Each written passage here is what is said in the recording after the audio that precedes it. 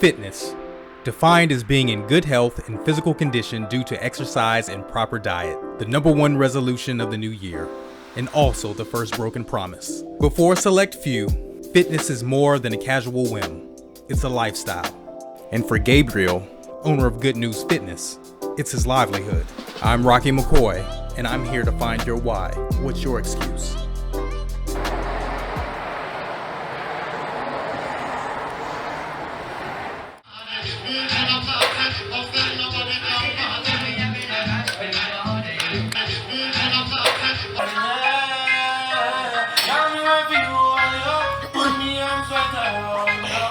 Born and raised in the DMV and educated at Hampton University, Gabe, as he likes to be called, began his journey in athletics, playing everything from basketball to football and even running track. But it wasn't until he became focused in the gym that Good News Fitness was born. I basically started at 23 years old. That was my first competition in 2015. And from there, I was like, maybe I'll just do it just to try it. But it's become something so addictive. So I just kept doing it. And here I am today still doing it. Why spend so much time developing your body? For me, it's the feeling and satisfaction of doing things that a small percentage of the population would do. All the work, the months that I've taken towards developing my body, my mindset, I get to display it on the stage. So it's an extension. The stage for me is an extension of my daily life. Discipline, the number one thing anyone needs to succeed. But in bodybuilding, discipline comes down to every minute muscle. If I'm doing a shoulder press, for example, anybody, this is like a basic movement, but if I want to specifically focus on whether it's the anterior head of my shoulders or even my rear delts or certain parts of these muscles, the small muscles that are within my joints, I'm able to focus on it, whether it's turning my wrist forward, back. So it's very detailed oriented when it comes to the training. Discipline, even down to the gram of each bite. The eating was the most hardest part in the beginning. Like I was working out, but the eating, I just didn't really dial in. I'm eating bad. I'm just gonna change it because I wanna see what I can really bring out of my body. I wanna maximize my results. So it was one day where I'm like, all right, I'm gonna just change this. So I started meal prepping, and then honestly, it was almost like cold turkey, but that's when I started really developing the habits and the regimen. After doing several body competitions, Gabe decided to bring his talents back to Maryland to be a personal trainer and spread the good news of being fit to his community. I started in the industry working for like big chain gyms, working under their leadership and just working for the gym. So I took those tools that I've learned in reference to just how to manage people, how to work with people, and then I was like, okay, why continue to sit here and make this man rich and I'm doing all the work. I'm spending 10, 12 hours a day just training one person and I'm being burnt out. Why continue to do that? And that was just for a few months for me. And I'm like, nah, this is not it. And I said, I'm gonna go do my thing. In reference to the name Good News Fitness, that comes from, it's biblical for me. So my name is Gabriel. So in the Bible, Gabriel is the archangel who came and delivered the good news to Mary that she was gonna have a baby. So Good News Fitness, that's what Good News Fitness has been formed from, that whole story. And I'm here to deliver and share the good news of why being healthy and fit is the best thing that anybody can do. Now, just because you have a love for something doesn't mean you don't have periods where you don't like doing it. And for Gabe, there have been moments where he's fallen off. Because I feel like I'm called to do this, even when I did fall off, because I'm going to be real, there's times where I have fallen off, periods in my life where I had fallen off, but fitness or exercise always found its way back to me because I like the feeling of exercising. For me, if I'm not up, if I complain, hey, I don't feel like going and I'm not going, that can negatively influence somebody else because you never know who's looking or who's watching or who's depending on you. So me taking the thought and focus off of how I feel and knowing how much I can impact and influence others, that's the reason why I do get up 6 a.m. in the morning. That's the reason why I consistently do what I'm doing. And even if it's not in the gym, I just know there are people who are depending on me to be at my best. To say the early bird catches the worm is an understatement, as Gabe is usually up before the bird and the worm. He starts his day at 4 a.m. with a quick workout and breakfast, into the gym by 6 a.m. to train his clients, and by noon, he's focused on the business side of things. Marketing is everything. I hired a wonderful marketing consultant named Van, who has helped Good News Fitness and helps me with my marketing tools, my marketing needs. And because of our collab and his expertise and us bouncing ideas off of each other, things are growing in the right direction. So invest in some type of marketing. It doesn't, whether it's a person, even if it's just you getting advice, a consultation, 20, 30 minutes speaking with somebody, and then you can take that information and go from there.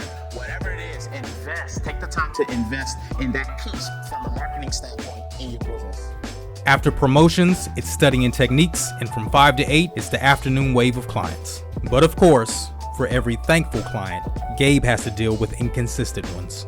For me, it's not just about money and just taking people's money. So I knew in my heart, like, if clients aren't consistent, one, you're not gonna get the results, but then you're just giving me money. And in my heart, I'm like, yo, this isn't, it didn't feel good to me. There's no room for inconsistencies in my business. Like, you come to me wanting to lose 20, 30 pounds, you wanting to put on weight, whatever it is, you wanting to feel better. You come to me for that goal.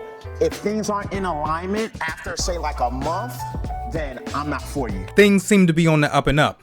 Then COVID-19 hit. Gym shut down and no one was thinking about having a personal trainer. Honestly, I was at a point during the pandemic, like around March, April, May, where honestly, I'm like, I don't even know if this is what I'm gonna do. I'm gonna continue like doing personal training specifically. I knew I was in my master's program even through the pandemic. So I was thinking like, okay, let me go ahead and get my master's and then probably work for a college or something, because my degree is in performance enhancement and injury prevention. So basically working with like athletes. So I was like, okay, I'll probably do that. But then it's just amazing just how God works. And basically he was like, son, no, this is for you. Like, if you want to do other things in reference to working for a university or other people, it's going to be on your terms. Like, they're going to have to be signing contracts that you make in order to work for them. And there was just one situation specifically that showed me that, okay, I'm not really meant to work for anybody else. That situation came when Gabe didn't get hired by a university, simply because he failed to wear a collared shirt. If I didn't ask, I don't even think she would have told me. And the shirt that I did have on, it was black collared. It should have been collared, I'm sorry. It had the buttons, but it didn't have the collar. So that was the reason. And she was like, that's part of the reason because of your shirt. I'd have to fail as an entrepreneur, like badly, before I ever think of going to work for somebody else. And that's just where I'm at this point in my life. Down, up. So how much involvement really goes into being a personal trainer? Because it's more than just telling someone to do a push-up. There's a lot that goes on with our bodies, internally and even externally.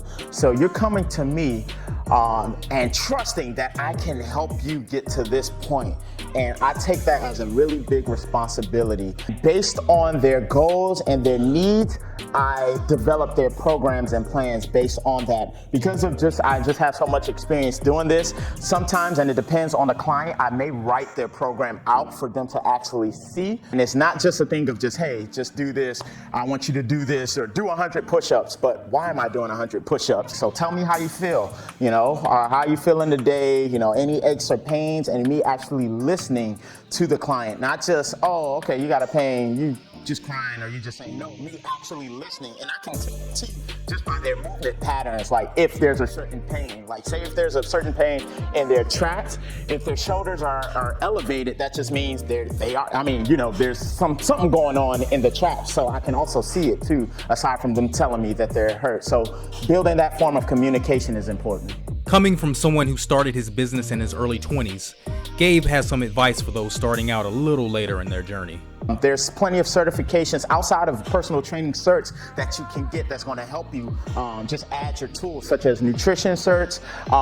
There's stretch reflex certs, and just a whole bunch of different specialty certifications that I would encourage others to get, so that you are in the best position to help your clients. And there's never going to be a no. Like that no that I basically got from that interview, there's never going to be a no when you present what that you bring to the table to any organization. But don't just acquire certifications.